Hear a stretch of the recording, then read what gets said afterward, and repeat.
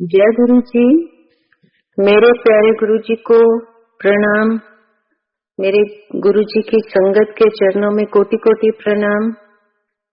जितने अहम गुरु जी हैं हमारी जिंदगी में, उतनी ही अहम गुरु जी की संगत है मेरे लिए। मैं सबको प्रणाम करती हूँ।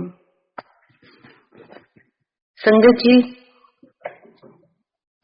वही जैसे सब कहते हैं कि मेरी जर्नी ऐसे स्टार्ट हुई, मुझे तो खुद पता ही नहीं कि मेरी जर्नी गुरुजी के साथ कब स्टार्ट हुई। वो मालिक है, वो भगवान है, वो जानते हैं कि उन्होंने हमें किस किस जन्म में अपने साथ रखा और इस जन्म में भी उन्होंने हमें अपने साथ रखा। हम सारे बहुत भाग्यशाली हैं। मैं गुरुजी से इस जन्म में 94 में मिली।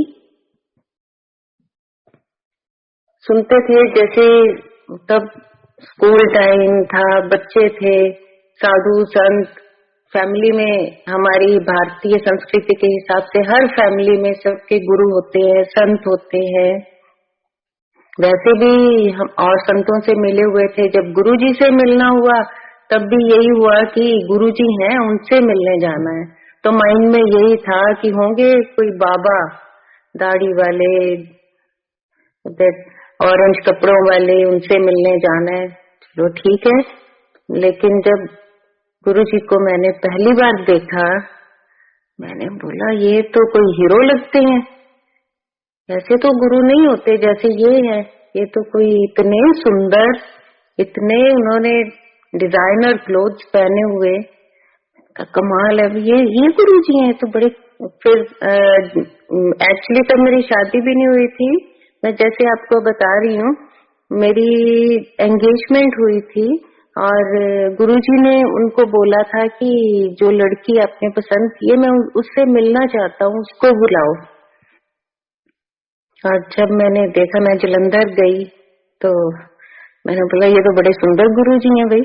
इनके तो, क्योंकि जो मैंने उस एज में जितने गुरु संत महात्मा जिनसे मिले थे, वो टिपिकल जैसे आज भी हम देखते हैं मनुष्य जन्म में जो संत महात्मा हैं और जो अभी तपस्या कर रहे हैं, वो सब ऐसे ही हैं जैसे एक आम इंसान सोचता है, जो मिलता है। लेकिन ये तो परमपिता परमात्मा थे, जो हम इंसानी आंखें उस चीज को देख नहीं पाती थी, ना ही देख सकती हैं। तो जब मैं गुरुजी को मिली, गुरुजी ने मुझे हाथ से इशारा किया मेरे पास आ।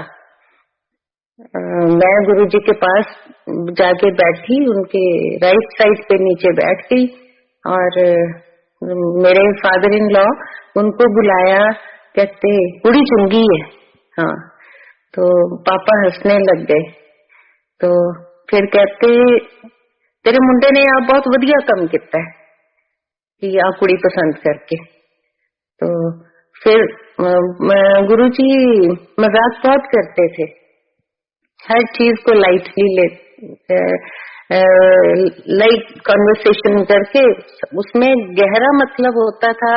तब हम नहीं समझते थे, अब समझ आती है कि गुरुजी इस छोटी सी एक सरल भाषा में क्या कह गए, एने आ ही चंगा काम किया।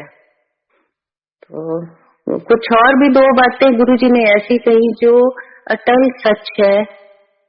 मैं जो बता नहीं सकती, जो हुक्म नहीं है गुरुजी का, लेकिन जो उन्होंने उस वक्त जब मैं पहली बार मिली थी, तो जो बातें कही वो आज भी वही है, बिल्कुल सत्य, 100% सत्य है।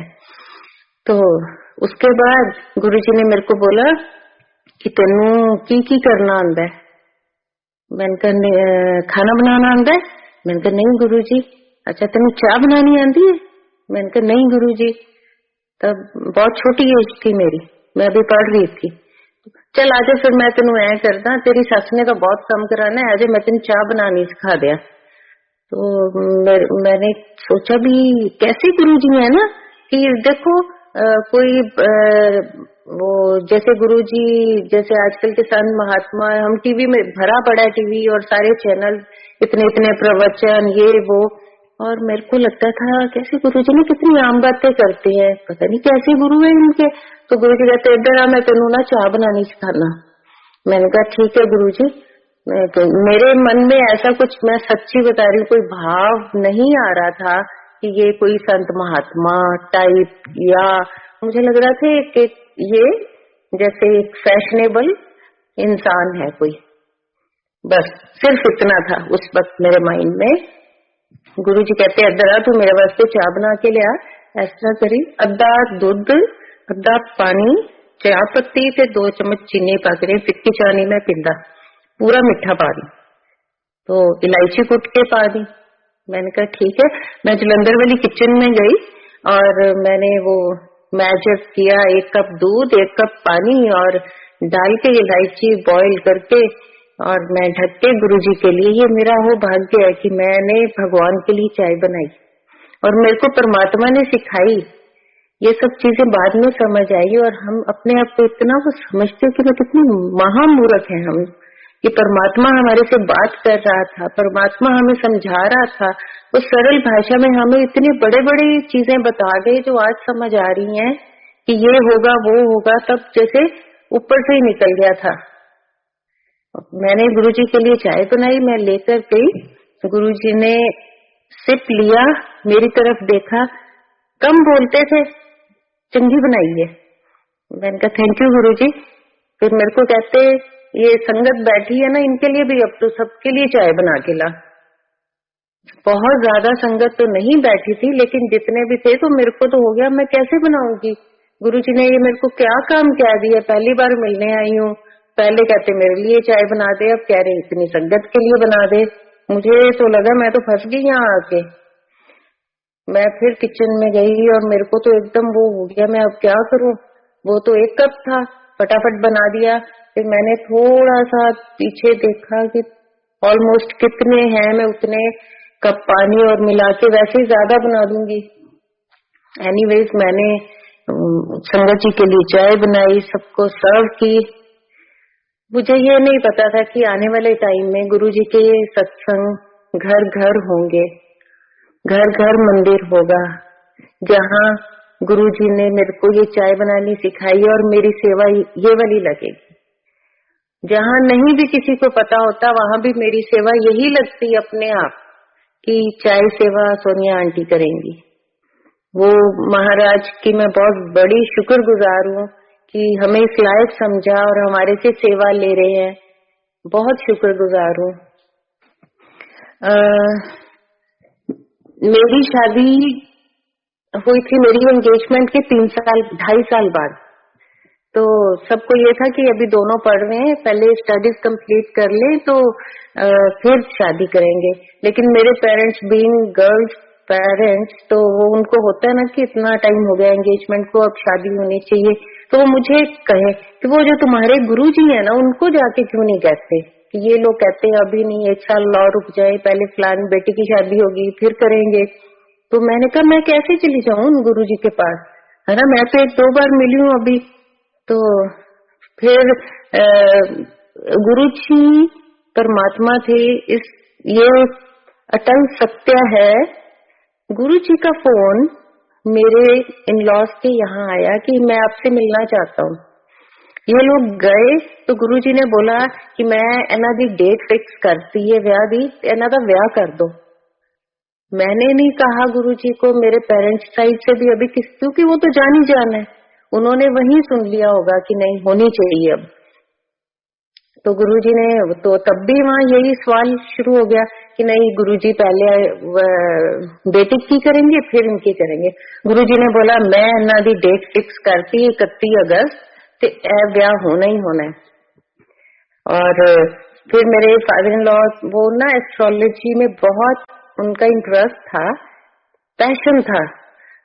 वो प्रोफेशनल नहीं थे बट उनका शौक था, वो करते थे। उन्होंने फटाफट उसी टाइम अपना वो खोला और देखा, कहते गुरुजी 31 नू तां श्राद्ध पैंदे है, श्राद्धां च कौन ब्याह करदा है।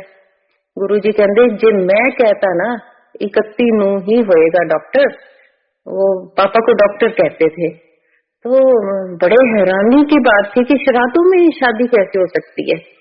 तो ठीक है, अब परमात्मा ने कहा है तो होगी ना। तो संगत जी, मेरे ख्याल से मैं इंडिया के हिसाब से बताते हैं, क्योंकि कोई भी श्राद्धों में शादी नहीं करता। I am the only one जिसकी शादी श्राद्धों में हुई। 31 अगस्त को गुरुजी के कहने पे गुरुजी ने बोला दिल्ली ची होगी। हम बेसिकली अबोहर के हैं, तो मैं चंडीगढ़ पढ़ती थी, तो ये लोग अबोहर से, ये भी बेसिकली अबोहर के हैं, लेकिन दिल्ली में, नोएडा में भी एक स्कूल था हमारा उस टाइम में, और दिल्ली में भी काम था। तो गुरुजी ने बोला ऐदा है ना ब्याह दिल्ली करांगे। तो मेरी 31 को गुरुजी के हुक्म के अनुसार 31 को ही शादी हुई। उसके बाद हम दिल्ली से 3 दिन बाद सोचा गुरुजी से आशीर्वाद लेके आते हैं। गुरुजी ने संगत भेजी अपनी। गुरुजी, जैसे सबको पता है, जब संगत परिवार में शादी होती थी तो गुरुजी चूज करके संगत भेजते थे हर शादी में। तो वैसे ही शादी में संगत परिवार ज्यादा था, रिश्तेदार कम थे, क्योंकि हमारा परिवार तो संगत परिवार ही है।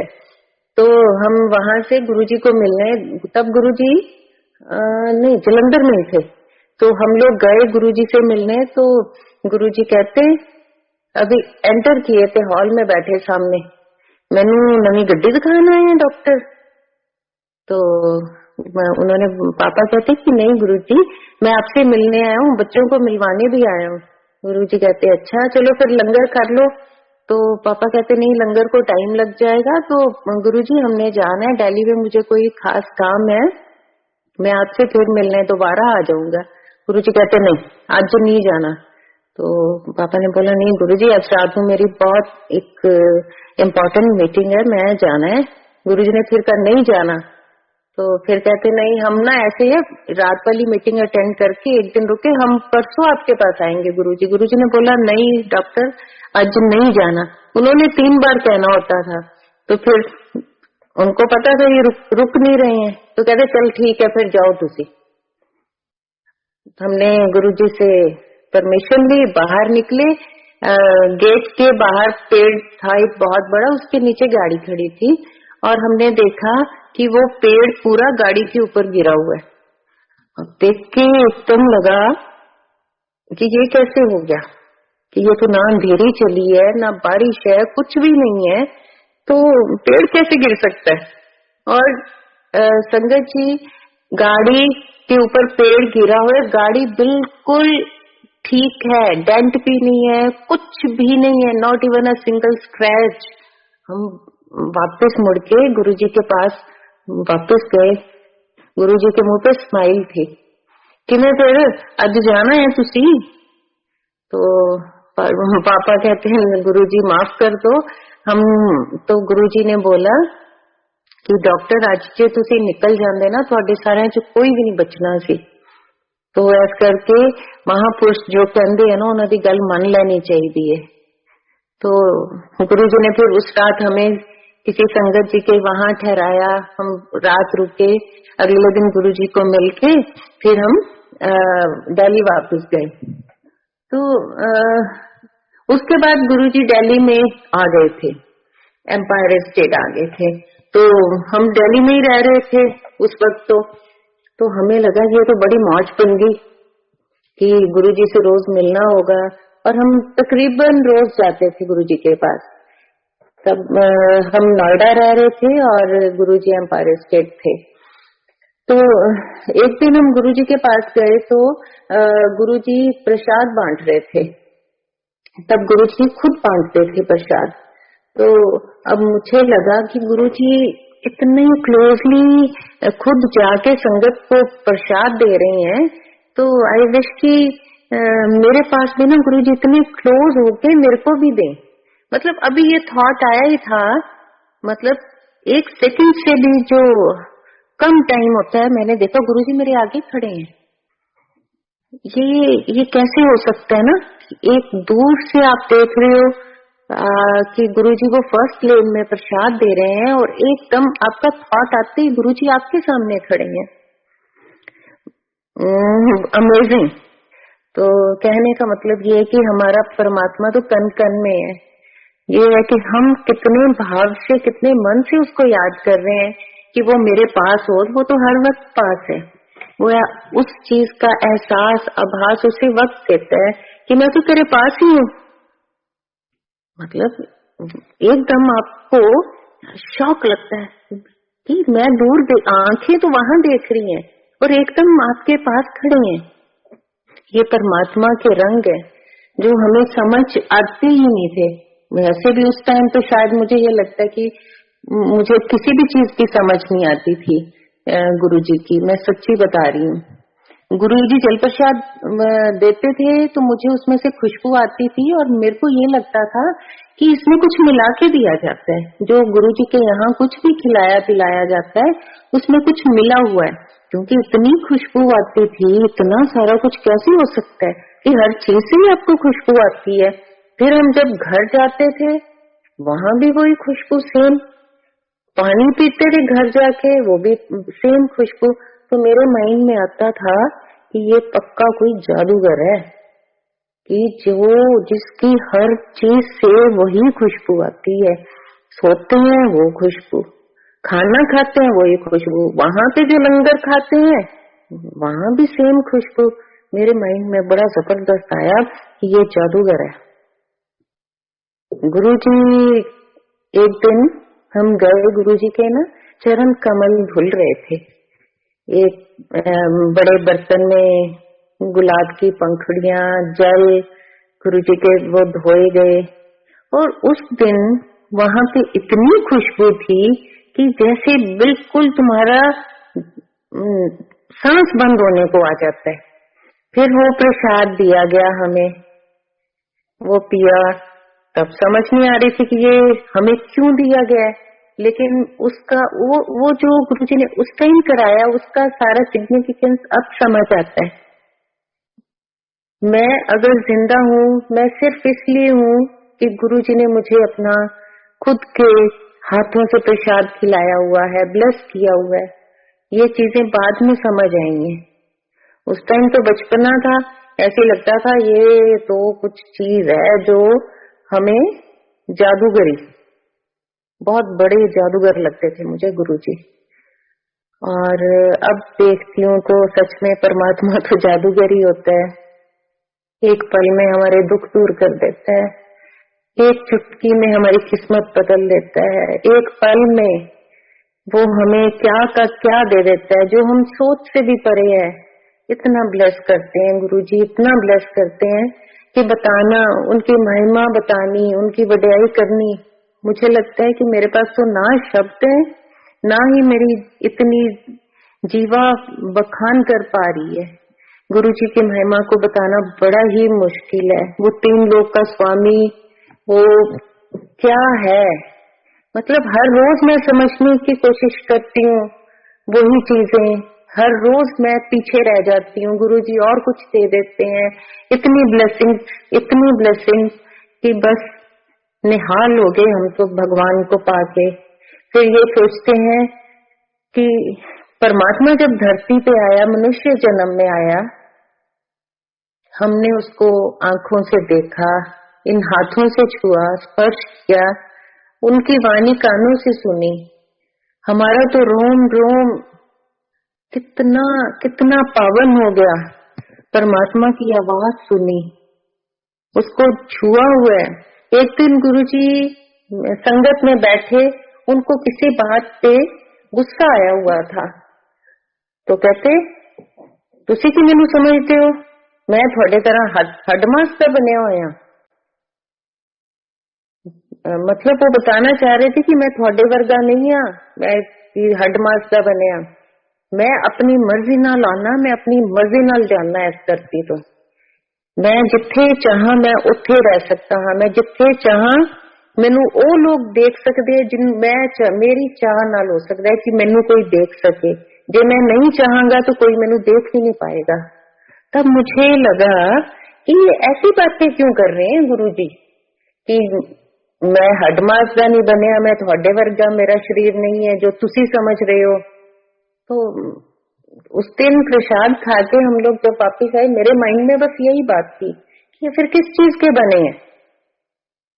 अब मेरे आया कि अब अगली बार जाना है ना, मैंने गुरु जी को ना पकड़ के देखना है ये किस चीज के बने हैं। ये दिखते तो हमारे जैसे ही है, फिर किस चीज के बने हैं। जब हम नेक्स्ट गए, लाइन में थे, बारी आनी थी, लेकिन वही शैतानी दिमाग इंसान का, मेरे तो गुरु जी को तो पता था कि इसके क्या चल रहा है। जैसे ही मत्था टेका, गुरुजी ने अपना पैर आगे कर दिया। उनको पता था आज इसने ये देखना चाह रही है। मैंने गुरुजी का पैर पकड़ लिया फटाफट, 1 सेकंड नहीं लगाया किससे पहले, क्योंकि गुरुजी के रिफ्लेक्सेस इतने फास्ट थे कि 1 सेकंड से भी कम टाइम में एकदम बैठ जाते थे, एकदम उठ के एकदम जैसे हवा से की तरह निकल जाते थे। मैंने पकड़ लिया गुरुजी का पैर, और जब मैंने पैर पकड़ा मेरी मुट्ठी बंद हो गई। उसमें ऐसे था कुछ भी नहीं है, सिर्फ कॉटन है।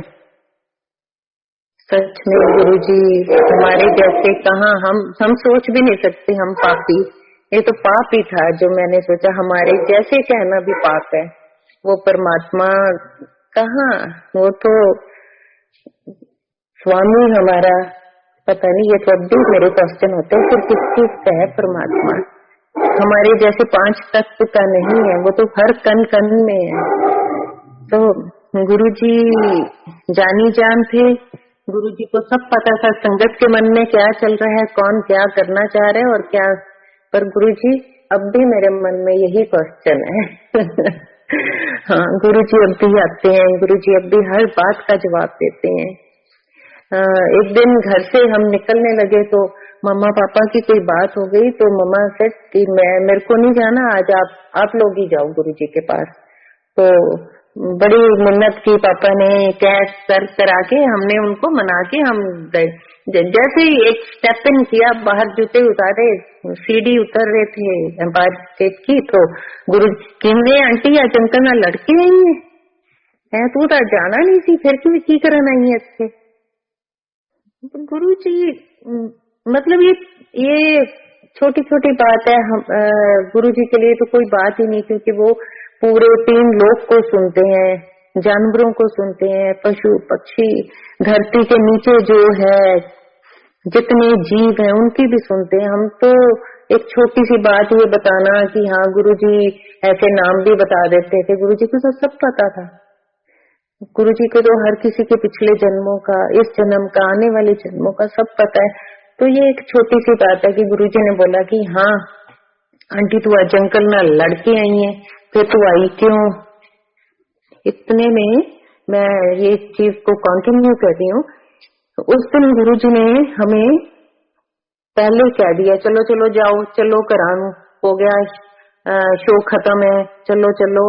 और मेरे को लगा आज गुरुजी ने हमें लंगर की भी नहीं बैठाया।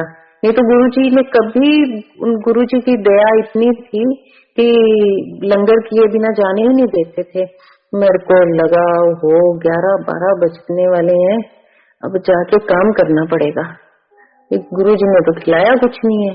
मैंने कहा ये क्या हो गया है ना। मैं तो घर से उस टाइम की एक सोच, एज की बात, ना मैच्योरिटी होती है ना कुछ होता है, अभी शादी हुई थी तो काम भी नो डाउट करना पड़ता है इन लॉज में, चाहे जितना मर्जी आपके हेल्पर होते हैं, जो मर्जी है। मैं ना बड़ी थोड़ी सी कुड़ के ना अपने अभी शूज पहन के गाड़ी की तरफ अभी पहुंची थी ना, इतने में रघुबीर अंकल पीछे से भागते आए, डॉक्टर साहब गुरुजी बुला रही है। तो मुझे लगा पापा को बुलाया होगा, कोई काम होगा। इतने में अंकल कहते आजू सारे नु बुलाया गुरुजी ने, क्या लंगर करके जाओ। देखो गुरुजी कितनी सुनते हैं ना, कितनी प्यारी सी बात लगती है ना मुझे। तो गुरुजी पे मुझे इतना प्यार आया, मेरा मन किया मैं फटाफट शूज उतारूं, भागी जाऊं, गुरुजी को ना गले लगा लूं है कि गुरुजी आए आपने मुझे बचा लिया। मतलब उस टाइम की बात ये है कि एक 21-22 साल की एज में ये बातें इतनी बहुत बड़ी लगती है ना कि हाय देखा बचा लिया। ये नहीं पता उसने तो सारी उम्र तुम्हें हर दिक्कत से, हर कठिनाई से बचाना ही बचाना है। वो उस टाइम वही बहुत बड़ा काम लगता था। तो मन में तो आया, जब मैं वापस आई गुरुजी हंस रहे थे, चल चल जाके हम तो लंगर खा के ही जाएं, मेरे को कहते। तो गुरुजी खुद चपाती देते होते थे। तो हम बैठे और मैं शुरू से चपाती लाइक बहुत कम खाती थी, बहुत ही कम। तो मेरी प्लेट में 2 चपाती ऑलरेडी थी, जो मुझे लग रहा था कि ये तो मुश्किल है खानी, अभी खत्म होने वाली थी। तो गुरुजी ने एक और रखी, तीसरी खा ली। उसके बाद गुरुजी ने एक और रखी। मेरे को लगे मेरी तो अब आंखें बाहर आ जाएंगी, ये गुरुजी कर क्या रहे हैं। हाय हाय, मैंने तो ऐसे ही कह दिया कि गुरुजी आज लंगर खिलाए बिना ही जाने दे रहे हो। मैं तो गलती कर ली ये कह के। ये नहीं पता था गुरुजी ने आज पता नहीं जन्मों के कितने जन्मों के कष्ट काटने हैं। ये चपाती नहीं, ये तो दवाई थी उस वक्त मेरे लिए। और गुरुजी ने मुझे बहुत सारी रोटियां खिला दी, और ये भी डर होता था कि हाय छोड़ना नहीं है, खाना पड़ेगा। तो उस टाइम का वो खाया लंगर मेरी जिंदगी को गुरुजी ने जो बचाया है वो बताना भी मुश्किल है। मुझे 2008 में किडनी की प्रॉब्लम हो गई थी। मुझे हो गया था जी नेफ्रोटिक सिंड्रोम हुआ, और वैसे ये बच्चों की डिसीज होती है किडनी की, पर मुझे हुई। तो डॉक्टर्स कहते हैं ये डिसीज तो बच्चों की, इनको कैसे हो गई। तो एनी हाउ पता नहीं वो गुरुजी क्या चाहते थे कि मुझे और कितना कुछ होना होगा कि गुरुजी ने इतने में मेरे छुटकारा दिलवाना था। उसका ट्रीटमेंट शुरू हो गया, इतने में किडनी की एक और डिसीज होगी मेरे को, ल्यूपस नेफ्राइटिस। वो ल्यूपस होता है ऑटोइम्यून सिस्टम आपका डैमेज हो जाता है, like damage means failure of immune system. तो मेरे को वो हुआ, इतना जबरदस्त हुआ ये सब कुछ कि मैं बेड से उठ भी नहीं पाती थी अपने आप। मुझे इतनी पेन होती थी, ये 2012 की बात है, कि मैं चीखें मारती थी। 1 साल तक ये पेन लेबर पेन से भी डबल होती है। सब कहते हैं कि जो ल्यूपस की पेन है लेबर पेन से भी कहीं इंटेंसिटी उसकी इतनी ज्यादा होती है, और लेबर पेन तो 7-8 घंटे में ही ऐसे लगता है मौत के मुंह से आए हैं। ये मुझे 1 साल तक रही, और मैं इतने डीप डिप्रेशन में चली गई थी, क्योंकि पेन बॉडी ज्यादा देर तक, कितनी देर तक बर्दाश्त कर सकती है, नहीं कर सकती।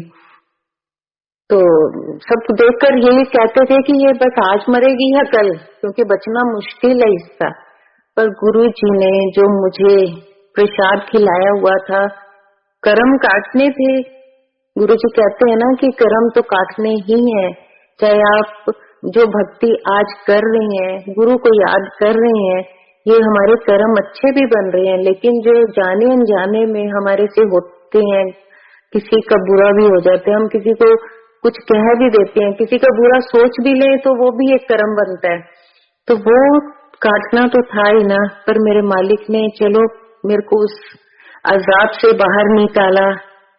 मैं गुरुजी की बहुत बहुत शुक्रगुजार होती हूँ कि गुरुजी ने मेरे को हाथ देके रखा। उसमें मेडिसिन नहीं मेरे को वर्क कर रही थी, कुछ नहीं। फिर कीमो हुई, उसके बाद मेरे को अब मैं बिल्कुल ठीक हूँ गुरुजी की कृपा से। वो सब उस मालिक की मेहर है कि मैं आज चल फिर रही हूँ और एक नॉर्मल लाइफ जी रही हूँ। गुरुजी ने एक बार मेरे को मिश्री का प्रसाद दिया था, डिवाइन प्रसाद था, वो सचखंड से आया था। तो गुरुजी ने मेरे को बुला के बोला, मेरे दोनों हाथ भर गए मिश्री से। मेरे को कहते जब तक जिंदगी में ये तेरे साथ रहेगा ना प्रसाद, तेरे को कभी कुछ नहीं होगा। तो ठीक है। उसके बाद मैंने वो बड़ा संभाल के रखा था, और दिल्ली से हम लोग अबोहर शिफ्ट हो गए थे। जब यहाँ आए तो वो प्रसाद भी मेरे साथ आया। तो आई वॉज श्योर कि ये जब तक ये मेरे पास है मुझे कुछ नहीं हो सकता। तो मैंने अपने कबर्ड में वो प्रसाद बड़े संभाल के रखा हुआ था।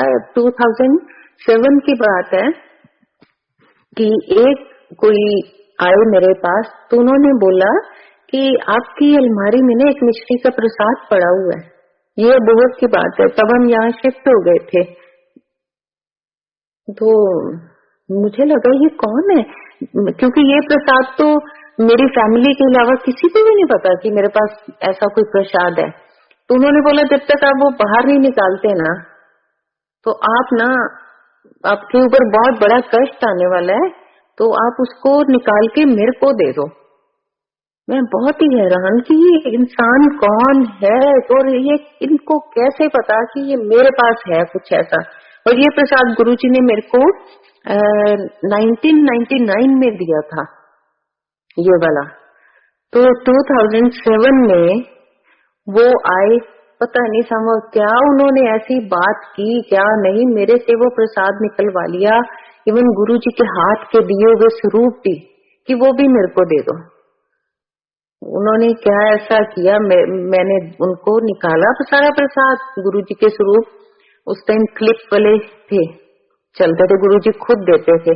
मेरे पास ज्यादा नहीं तो 150-200 स्वरूप होंगे वो वाले। मैंने एक ब्रीफकेस में रखा, हमने सारे निकाले, मैंने उनको पकड़ा दिए। पता नहीं मुझे क्या लगा होगा कि ये कौन है। इतने में वो जब लेके गए, उसके कुछ दिन बाद ही मुझे इतनी फिजिकल प्रॉब्लम, मेरे को इतनी सीवियर डिसीज शुरू हो गई यही किडनी की, कि मैं बता नहीं सकती कि मैं किन किन चीजों से निकली हूँ। मुझे लग रहा था कि मुझे ही नहीं, सबको लगता था जो देखता था कि ये तो बचेगी नहीं, ये बच ही नहीं सकती। पर फिर भी गुरुजी ने मेरे को उस चीज के लिए माफ किया जो मैंने एक वो कर दिया, हिप्नोटाइज किया उस बंदे ने मेरे को। क्या किया I don't know exactly, but yes, वो पता नहीं मेरे से ले गए प्रसाद भी और सारे स्वरूप, और उसके इमीडिएटली आफ्टर दैट मेरे को ये सारी प्रॉब्लम शुरू हो गई। ये भी शायद ऊपर वाले की वो थी, मैं तो कहती हूँ उसी का ही खेल है। अगर हम कुछ गलत सीधा उल्टा कुछ भी कर रहे हैं, ये वो करवाता है तो करते हैं। फिर ये आता है कि उसने मेरे कर्म कटाने थे ना, अगर ये कर्म मैं साथ ही रखती फिर कुछ कहीं और जन्म लेने पड़ते। इसीलिए कहते हैं कि उस परमात्मा का हर हाल में शुक्राना करो। अगर दुख भी दिया ना, उसके पीछे भी वो खड़ा है हमारे साथ, वो हमारे कर्म कटवा रहा है। कोई बात नहीं, शारीरिक दुख, शरीर है तो दुख है ना, कोई बात नहीं। अच्छा हुआ तो वो करा रहा है, अच्छा नहीं हो रहा तब भी वो करा रहा है। तो उस परमपिता परमात्मा का हम हर वक्त शुक्रगुजार रहेंगे ना, तो हमें कभी कोई तकलीफ नहीं आएगी, तभी तो मोक्ष मिलेगा ना। अगर हम कहेंगे नहीं गुरुजी हमें तो कष्ट आए ना, सुख ही सुख आते जाए हाय गुरुजी, तो फिर वो जो हमारे कर्म है सुख तो नहीं कटा सकते, कुछ तकलीफ तो आएगी ना। हम भगवान थोड़ी हैं जो कोई गलत कर ही नहीं सकता, हम तो इंसान हैं। फिर भी गुरुजी उस परमात्मा का इतना वो है कि उसने हमें वो एक चांस दिया उसको देखने का, सुनने का, गुरु को टच करने का। मैं अपने आप को इस चीज के लिए रोज गुरु जी का रोज इतना शुक्राना करती हूँ। गुरु जी मैं उन संगत में से एक हूँ जिसने आपको देखा हुआ है, मिली हुई हूँ। पता नहीं कितने जन्म लेने पड़ते हैं परमात्मा को देखने के लिए। जब परमात्मा धरती पे आता है कितनी तपस्या करनी पड़ती होगी। क्या हम भी उनमें से एक है ना गुरु जी, कि हमने आपको हाथ लगाया, टच किया। गुरु जी एक दिन जल प्रसाद पी रहे थे तो मैं बिल्कुल आगे बैठी हुई थी उनके पास। उन्होंने एक घूंट पिया और मेरे को कहते अल्लाह तू पी ले। तो मैं तब शादी से पहले की बात है, वही मेरे माइंड में आया कि अगर इन्होंने मेरे को देना था तो फिर इन्होंने पहले पिया ही क्यों। वो उस टाइम की हर चीज का जवाब मेरे को अब मिलता है कि उसने इसलिए किया था भगवान ने कि तू ये पी ले, ये अमृत बन गया है, तभी तू जिएगी, तू अभी अमृत पिएगी तो जिएगी। सच्ची अगर मैंने वो उस टाइम ना पिया होता गुरु जी के हाथ का प्रसाद ना खाया होता तो मैं जिंदा थोड़ी होती। ये तो श्योर है, 100% श्योर है कि मेरी तो लाइफ थी ही नहीं। इस परमात्मा ने मेरे को खुद दी है ये जिंदगी। गुरु जी के पास एक दिन गए, तब जैसे मैं कभी भी इस टाइप की जो टिपिकल इंडियन ड्रेसेस है, मैं नहीं सूट्स एंड साड़ीज नहीं पहनती थी। तो हम लोग गए हुए थे, तो गुरु जी ने उस दिन एक सबको कहते मेरे को ना साफ सुथरे ते सच तज के आया करो। अब मेरे को लगा कि मेरे को ही कह रहे हैं कि मैं ही जीन्स और स्कर्ट ऐसी चीजें ही पहनती हूँ, तो सच भज के आया करो। अच्छा, तो क्योंकि मैं थोड़ा खसम हाँ, तो खसम ले सज के आया करो। मुझे बड़ा वो गिल्टी फील हुआ कि हाँ, ये गुरु जी ने ना हमें कहा है कि सज के आया करो। तो अब मेरे माइंड में वो बात रहे कि पापा तो गए जब वापस घर, ये था अब कल गुरु जी के पास जाना है, तो मैंने तो सज के ही जाना है। अब गुरु जी देखना कल मेरे को कहेंगे हाँ ऐसे सजते हैं। और मैंने अपनी हैवी साड़ी निकाली, अपनी ज्वेलरी और ये वो डेकअप होके अगले दिन तैयार प्यूर होके सारे घर में भी कहते तेरे को गया हुआ है। तो मैंने कहा नहीं, गुरु जी ने कल कहा था सज के आना है, मैं थोड़ा खत्म है, मेरे को सज के आया करो। अब जैसे ही बाहर जूते उतारे, अंदर एंटर हुए, अब नीचे स्टेयरकेस से उतर के मैंने ऐसे थोड़ा सा गर्दन आगे निकाल के देखा, मैंने कहा ये तो सारे ही कुछ कोई नहीं सच के आया। भाई गुरु जी ने तो कहा था, तो मेरे हिसाब से तो मुझे लग रहा था कल सारी दुनिया सज के आएगी क्योंकि गुरु जी ने कहा है। अब मेरे को लगे ऑकवर्ड कि भाई मैं अकेली इतना वो क्या कर रही ना है। अभी मेरे माइंड में चल रहा था, इतने में गुरु जी मेरे सामने खड़े, बिल्कुल आम टाइटली ऐसे बंद की और हंस रहे थे मेरे सामने, बिल्कुल मेरे क्लोज, एकदम वेरी क्लोज टू मी। कितना सीन अपने सोचती हूँ सुंदर था ना वो। मेरे को क्या हंसने लग गए, मेरे को लगा गुरु जी तो मेरा मजाक उड़ा रहे हैं। अब मैं हॉल में बैठूंगी तो सारे उड़ाएंगे कि ये क्या आज बन के आ गई माता। तो मैंने ना आंखें नीचे कर ली और मेरा बस रोना ही नहीं निकल रहा था। गुरु जी कहते हैं कमली चंगी लगती है, सोनी लगती है, चल जा आगे जा, उठे बैठ जा। और मेरे को तब भी लगा आज तो भाई बहुत बड़ी गड़बड़ होगी, मैंने ये क्या किया। तो मैं ये फिर बताना चाहती हूँ कि गुरु जी हर जगह मौजूद हैं, क्योंकि मेरा वो थॉट आया और गुरु जी मेरे सामने खड़े थे, वेरी क्लोज टू मी, कुछ इंच का गैप था और मेरे पे हंस भी रहे थे। वो हंस नहीं रहे होंगे, अब समझ आती है कि उन्होंने ये सोचा होगा कि मैंने कहा और इसने माना, है ना।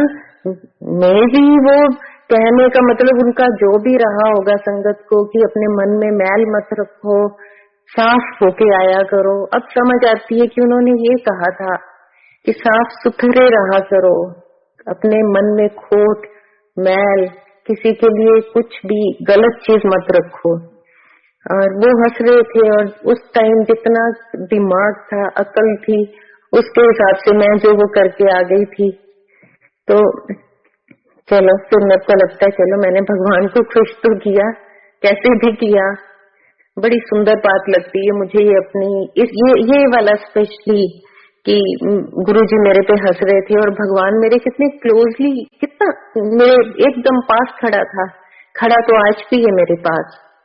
तब हम साफ नंगी आंखों से उनको देखते थे और उनकी स्माइल, उनका हंसना, उनका बात करना। फिर मेरे को कहते तेरा कोई भरा हैगा? मैंने बोला हाँ जी गुरुजी। उनकी नीस थी ना पूनम, अपना एदा ब्याह करना है।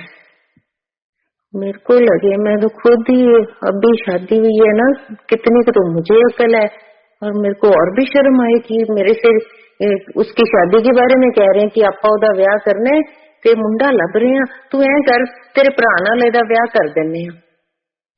मुझे लगा कि नहीं, मेरा ब्रदर तो भी ड्रिंक भी करता है, मतलब सारे ऐसे नॉट फिट फॉर हर। मैंने कहा नहीं गुरुजी, मैंने कहा नहीं, वो इसके लिए ठीक नहीं है। गुरुजी फिर हंसे, अच्छा फिर तू ऐ कर, तेरे वास्ते ना मुंडा देखना है आपा, ते तू ना ध्यान च रखी। मेरे को अब लगता है कि अरे मैं इस लायक थी, गुरुजी को लगता था कि मेरे में इतनी समझ है या कुछ है कि मेरे एक परमात्मा एक छोटे से अदने से इंसान को काम कह रहा है। कितना भोला है ना परमात्मा, कि देखो जो सारी सृष्टि 3 लोक को संभालता है ना, हर चीज को संभालता है, हवा पानी सूरज चांद सितारे सारे ग्रह उससे इशारे पे चलते हैं। और वो एक छोटे से इंसान को क्या कह रहा था कि आपा तू ध्यान च रखी, कोई मुंडा तेरा कोई भरा आपा उत्थे ब्याह करांगे। तो अब समझ आती है कि अच्छा कुछ परमात्मा समझता होगा ना कि मैं ठीक हूँ, तो मेरे साथ ये बात की। जब गुरुजी की ये सारी बातें याद आती हैं तो ये लगता है कि हे परमात्मा, अब हम कौन सी ऐसी तपस्या करें कि तू फिर सामने खड़ा हो।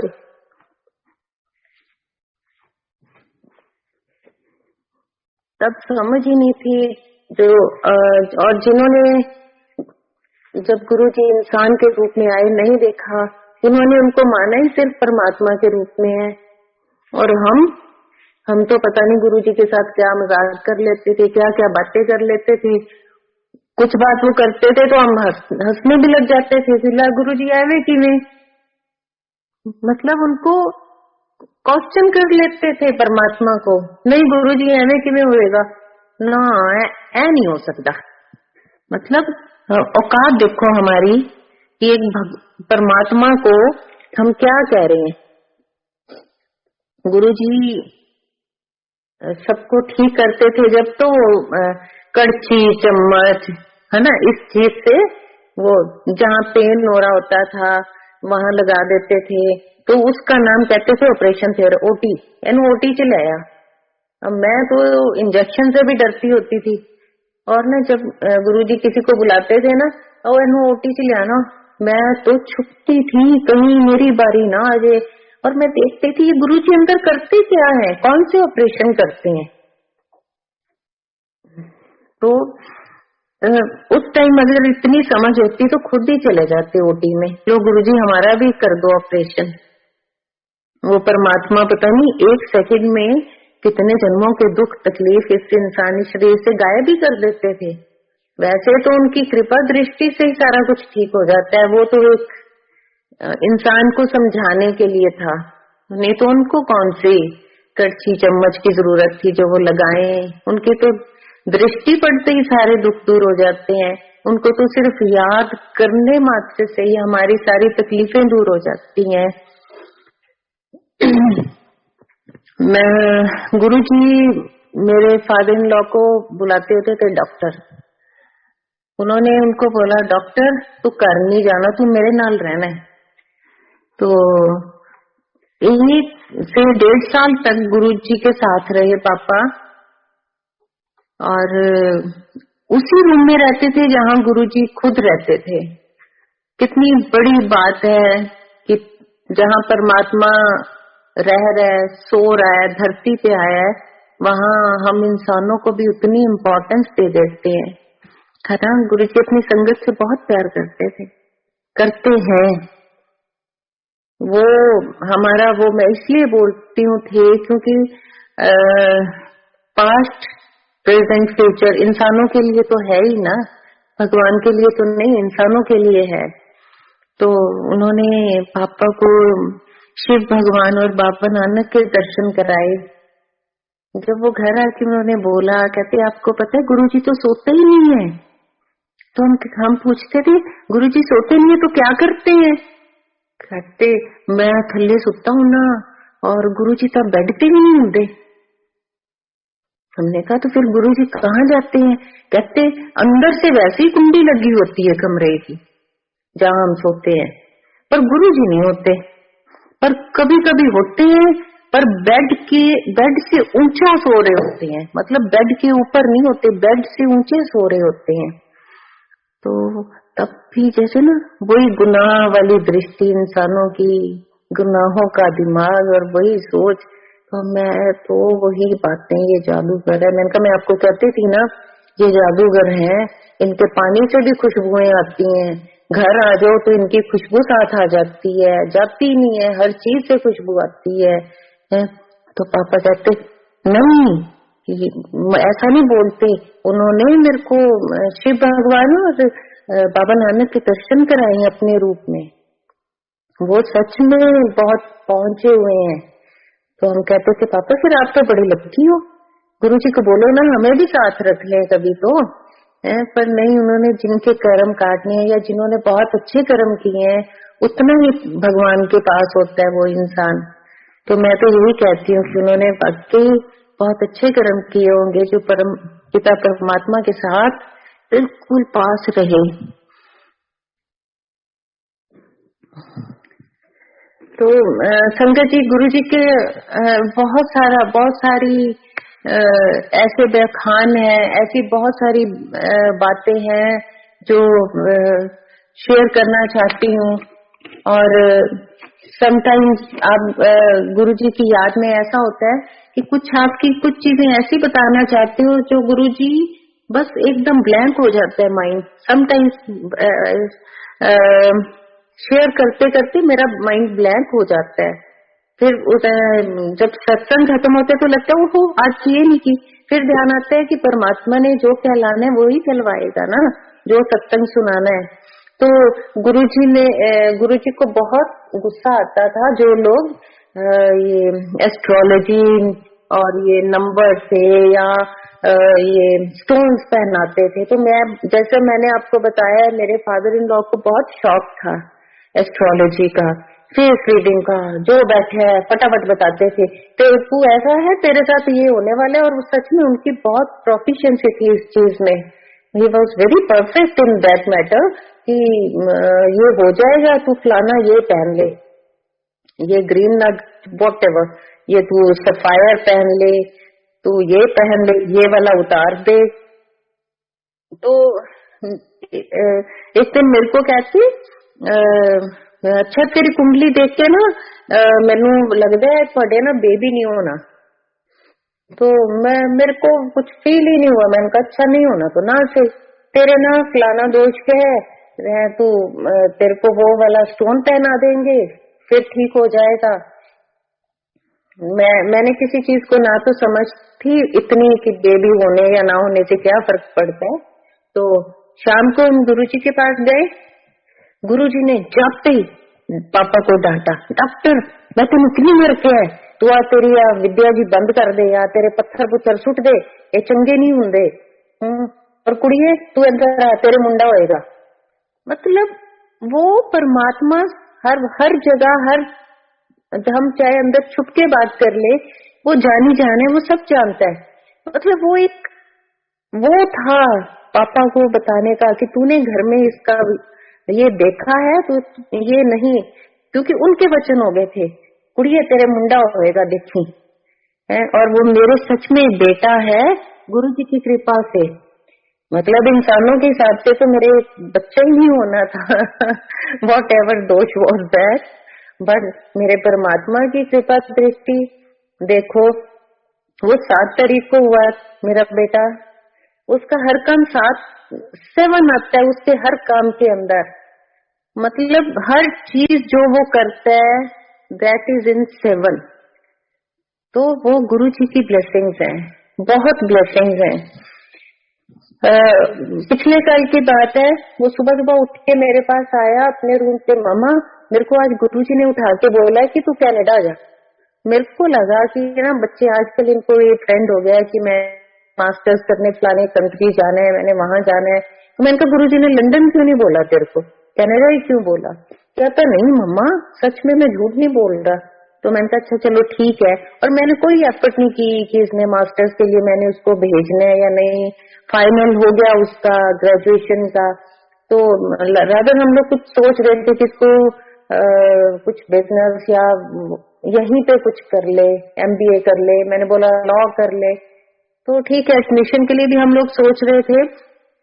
एंड यू वॉन्ट बिलीव कि इसने बैठे बैठे कहता आज मैं आइल्स का देने जा रहा हूँ। तो मैंने बोला तू पढ़ा नहीं, कुछ नहीं, तूने कुछ नहीं, तेरे को पता है स्टाइल कैसा? कहता नहीं बस मैं देने जा रहा हूँ, तो ये देके आया इसके 7 बेंच। मतलब गुरु जी की कृपा, गुरु जी इतने पास है, हर वक्त अपनी प्रेजेंस फील कराते हैं। 7 हर चीज 7 और हमें नहीं पता उसका सारा प्रोसेस कैसे हुआ। विद इन 2 मंथ्स बच्चा कनाडा गया, अभी लास्ट मंथ गया है, और उसका बेस्ट कॉलेज उसको मिला, उसका की नंबर हॉस्टल का 7 रूम नंबर 217, उसका सारा कुछ। तो ये मैंने गुरुजी से पूछा, गुरुजी मेरा एक बेटा है, मेरा मन ही नहीं करा कि मैं उससे दूर भेजूं या कैसे, तो आप मुझे ये बताओ कि आप उसके साथ जा रहे हो, मुझे कैसे पता चलेगा कि आप उसके साथ हो, मुझे ये बात आप बताओ गुरुजी। तो उसकी फ्लाइट से पहले हम लोग बड़े मंदिर गए। तो मतलब ये गुरु जी का वो मैं बता रही हूँ कि मेहरबान परमात्मा जो हमारा, कि हम उससे हर वक्त क्वेश्चन करते हैं तो वो कितना भोला है, तब भी हमें हर बात का जवाब देता है। गुरु जी ने बड़े मंदिर में हमें गौरव अंकल से मिलवाया, वहाँ दीपक अंकल हैं, विक्रम सोनी अंकल हैं, उनको हमने कॉल किया था कि हम आना चाह रहे हैं। तो they are really generous, very generous.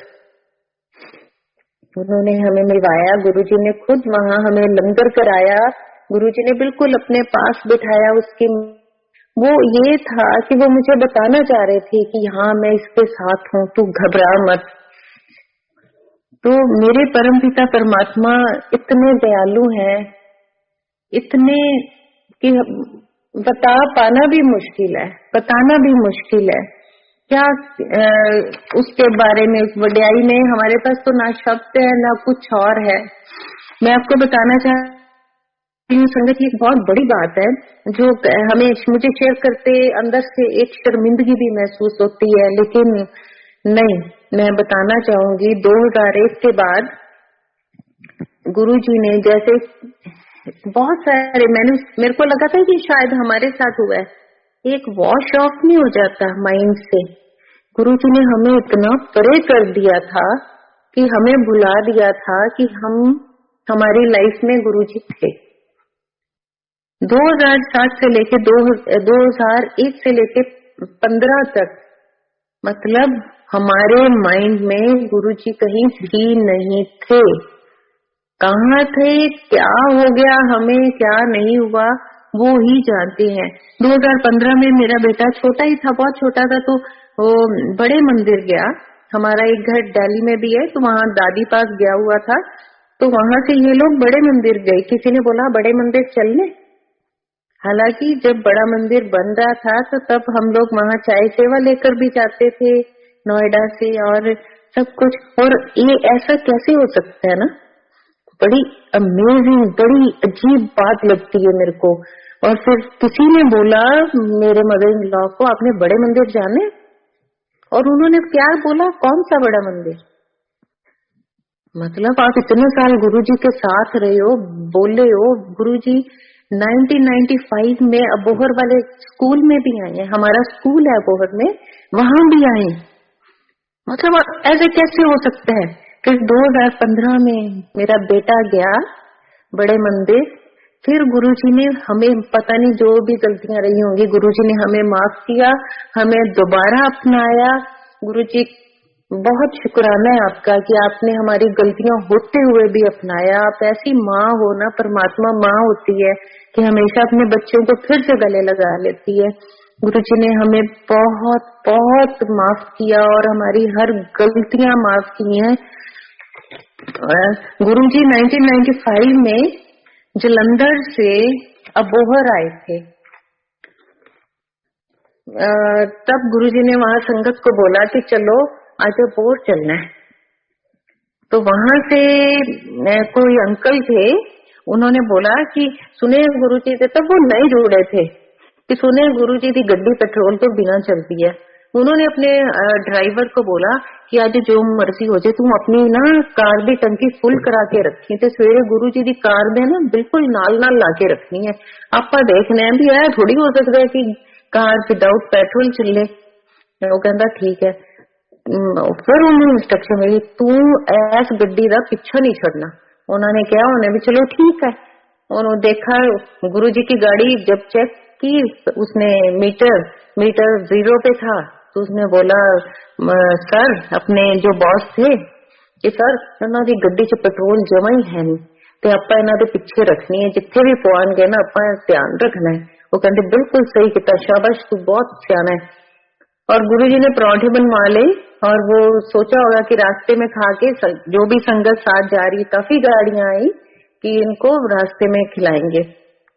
20-22 परांठे थी।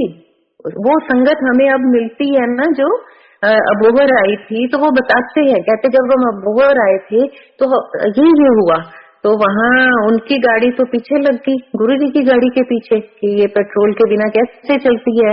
और साथ में वो एक संगत जो मिले, उन्होंने बोला कि सानू लगे 100 के बंदे है गए, तो गुरुजी ने सिर्फ 20-22 परांठे चका लिया नाल भुखे मारन के। रास्ते में गाड़ी रोकी, संगत जी को लंगर प्रसाद खिलाना था गुरुजी ने। अब वो आंटी कहे भी और मेरी बारी आने तक तो सारे परांठे मुक जाने हैं, गुरुजी ने मारता भुखा। वो कहते कि गुरुजी जो पहले वाले उन्होंने 2-2 परांठे दे जा रहे हैं, और कहते और वो जिन्हें दे रहे हैं परांठे होर बद रहे हैं, और गुरुजी ने सबको और भगवान के होते कौन भूखा रह सकता है। ये तो अब समझ में आती है ना, परमात्मा ने इतना सबको ब्लेस किया है। क्या बात है कि खुद बांटना, संगत को खुद देना, भगवान हमारा नौकर बन जाता है। और हम कितने नाशुक्रे हैं ना, वो हमें इतना देते हैं और हम फिर भी शुक्राना करना भूल जाते हैं। हम हर वक्त शिकायत करते हैं, क्या गुरुजी आपने ये काम नहीं किया, है ना, गुरुजी आपने वो काम नहीं किया। अरे वो तो 3 लोग को हर वक्त देखता है, वो तो सोता भी नहीं, आराम भी नहीं करता है, हमारा ही काम किए जा रहा है। फिर वो जब संगत आई जी यहाँ पे, और मेन गेट पे जब जैसे ही पहुंचे, गुरुजी की गाड़ी के पीछे उनकी गाड़ी थी। गुरुजी ने ना शीशा नीचे करके उनको बोला, तू तेरा पेट्रोल खत्म होने वाला है, जब वाला है मेरी गड्डी तक से पहुंच गई। तो भगवान को हम आजमाते हैं। यहाँ आए गुरुजी ने बहुत ब्लेस किया। स्कूल के जितने बच्चे थे सब लाइन में गुरुजी के पास। गुरुजी जो हमारे दादाजी थे, जब वो मत्था टेकने आए गुरुजी को, तो उन्होंने बोला मेरे पापा को कि तेरे पिताजी ਨੂੰ किसी भी गुरु की लोड़ नहीं है, बहुत पहुंचे हुए इंसान है। और इसमें कोई शक नहीं था कि वो वाकई हमारे दादाजी बहुत नेक इंसान थे, बहुत। और गुरुजी तो हर जीव को पहचानते हैं ना, हर जर्रे को पहचानते हैं किसकी कितनी औकात है। तो परमपिता परमात्मा को कभी भी अब लगता है कि उसने अपने साथ बांधा है ना, तो कहीं शांति आई है। ये तो इतनी भटकन थी ना, चाहे नहीं पता था कि ये परमात्मा है, लेकिन जो एक सुकून था ना वो खत्म हो गया था उन दिनों में जब गुरुजी ने अपने से अलग किया था। वो एक सुकून, वो एक आराम, और एक क्या बोले कि जैसे एक बहुत हलचल नहीं होती जिंदगी में, वो हो गई थी। तो परमात्मा का लाख लाख शुक्र है कि उसने हमें दोबारा अपनाया, अपने पास बुलाया, अपनी छत्र छाया में अब रखा हुआ है। उसके बहुत बहुत शुक्रगुजार है, बहुत शुक्रगुजार है। ऐसे ही मैं इस सत्संग और थोड़ा अंकल, अगर आप ज्यादा टाइम नहीं हुआ तो एक छोटा सा सत्संग और मैं शेयर करूं? हाँ जी, हाँ जी, प्लीज शेयर कर सकते हैं। हाँ, मेरे भाभी कनाडा रहते हैं, तो वो 2020 में इंडिया आए थे, बिफोर कोविड, जब यहाँ लॉकडाउन से 1 महीना पहले गए थे।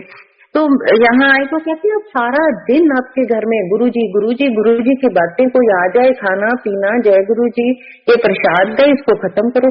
कहते आप लोगों को कोई और काम नहीं है? आप मतलब हर चीज में गुरुजी आ जाते हैं। मतलब वो उन्होंने एक इस चीज को सरकास्टिक वे से बोला। तो मैंने बोला, ये रात का ये 2 बजे का टाइम था, तो मैंने बोला भाभी प्लीज, वो परमात्मा है, आप ऐसे मत बोलो। मैंने कहा हमारा तो सांस लेना भी गुरुजी से ही है, हमारी हर सांस में उनका नाम है। तो वो इतनी जोर से हंसे ना, मजाक किया उन्होंने।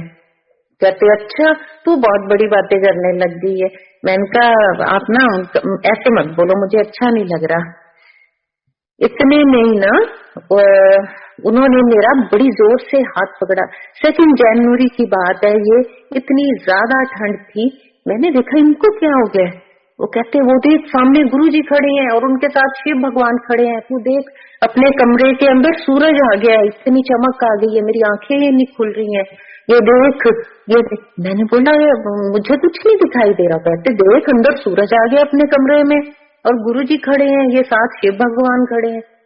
मैं ये बताना चाह रही हूँ कि वो परमात्मा है ना, वो दिखाता है कि मैं क्या चीज हूँ। इंसान तेरी तो कोई औकात ही नहीं है। तो गुरुजी ने उनको अपने दर्शन दिए। तब उन्होंने फिर माफी मांगी। वो पसीने से भीग गई, डर गई कि मेरे को माफ कर दो। मैंने कहा ऐसे नहीं करती। मैं ये नहीं कहती कि हमें पता है गुरुजी भगवान है, किसी का भी अपमान मत करो। बहुत संत महात्मा है, वो भगवान नहीं है लेकिन वो संत तो है ना, उन्होंने तपस्या तो की हुई है ना। उस लेवल गुरुजी के लेवल तक, वो तो परमात्मा के लेवल तक तो कोई भी नहीं पहुंच सकता। वो तो भगवान खुद ही किसी रूप में नीचे आए या दिखाए, वो अलग बात है। लेकिन हमें जाने अनजाने में भी किसी इंसान का भी मजाक नहीं उड़ाना चाहिए। तो गुरुजी ने उसी वक्त उनको बताया कि मैं परमात्मा हूँ, क्योंकि उनके मन में डाउट था कि ये इनके घर में हर वक्त यही बात चलती है। फिर उन्होंने बोला कि चाहे मेरी फ्लाइट कैंसिल हो जाए लेकिन मैंने बड़े मंदिर में मत्था टेके बिना, प्रसाद खाए बिना नहीं जाना। उनकी एयरफोर्स में नीस है, वहां दिल्ली में ही है। उनका एक बच्चा थोड़ा मेंटली रिटार्टेड है, he is 3 years old, at that time he was 3 years old। तो उन्होंने उसको बोला कि मुझे बड़े मंदिर जाना है छतरपुर, तुम मेरे साथ चलो। उन्होंने बोला मैं स्टाफ कार भेज देती हूँ, वो आप चले जाओ। तो वो कहते नहीं मैं अकेली नहीं जा सकती, मुझे डर लगता है दिल्ली में, मेरे को ना रास्ते पता है ना कुछ। तो समा वो कहती मेरा बच्चा ऐसा है, चीखे मारता है सारा दिन, मैं आपके साथ नहीं जा सकती, ये वहां डिस्टर्ब करेगा। ठीक है कोई बात नहीं आप चलो। मैंने उनको कॉल किया कि आप उस बच्चे को लेके जाओ, वो ब्लेस हो जाएगा। चलो उन्होंने प्लान बनाया, ऑफिस से छुट्टी ली, वो बड़े मंदिर तक पहुंचे। जैसे ही वो बड़े मंदिर के एरिया में ऑरा में एंटर किए, वो बच्चा बिल्कुल शांत हो गया। अदरवाइज वो ना तो सोता था ना कुछ ना खाता था, स्पून फीडिंग होती थी। बड़े मंदिर के पास पहुंचते ही उसके सब बंद हो गया, अब नॉर्मल जो भी वो हरकतें थी। जब वो लाइन में जल प्रसाद मिला, उस बच्चे ने पहली बार अपने आप सारा जल प्रसाद खत्म किया। अदरवाइज स्पून फीडिंग थी, मतलब एक छोटी छोटी उसको खिलाना पड़ता था, उसको खाना भी नहीं आता था। वहां जो प्रसाद मिला उस बच्चे ने, 3 साल के बच्चे ने सारा खत्म किया, मत्था टेका। और संगत जी उस दिन के बाद उस बच्चे में वो सब चीजें बंद हो गई हैं, वो चीखता नहीं है। भगवान की ऐसी कृपा हुई है कि देखो वो बच्चा भी तर गया है। एक बहुत सुंदर सा सत्संग है जो मैंने पहली बार जिस दिन मैंने गुरुजी को जादूगर कहना शुरू किया था, गुरुजी के पास मिलने गई हुई थी, हॉस्टल से गई थी, क्योंकि मुझे लगता था कि ये इंसान मुझे इतना क्यों खींचता है। मेरे को वो इंसान लगता था परमात्मा, तो मैं खींची चली जाती थी। मेरा वीकेंड होता था, मैं चंडीगढ़ से जलंधर भाग जाती थी। तो वहां एक बार मैं गई हुई थी, तो मैंने देखा कि पेरेंट्स अपने बच्चे को चेयर के ऊपर उठा के 3-4 जने गुरुजी के पास ला रहे हैं। तो गुरुजी ने बोले कि ऐसे किवें लेके आए हो? उन्होंने बोला गुरुजी ये जब से पैदा हुआ है ना ये चल सकता है, ना बैठ सकता है, ना खा सकता है, ना पी सकता है। He was a really very young boy, 17-18 years old। तो कहते बड़ा मुश्किल हो गया सानू किसी ने दसिया जी, जे तुसी उत्थे चले जाओगे ना कोई बड़े संत ने गुरु जी वो ठीक कर देंगे। गुरु कहते क्यों, मैं डॉक्टर है जो मैनू ठीक कर दांगा, ले जाओ इनू। तो उसके मदर रोने लग गए, कहते नहीं गुरु जी असी बड़ी आस लेके आए हैं थोड़े को, प्लीज साडी सुनो। अच्छा गुरु जी ने बोला चल ठीक है, इनू जल प्रसाद मंगवाया। गुरु जी ने बोला इनू जल प्रसाद दो।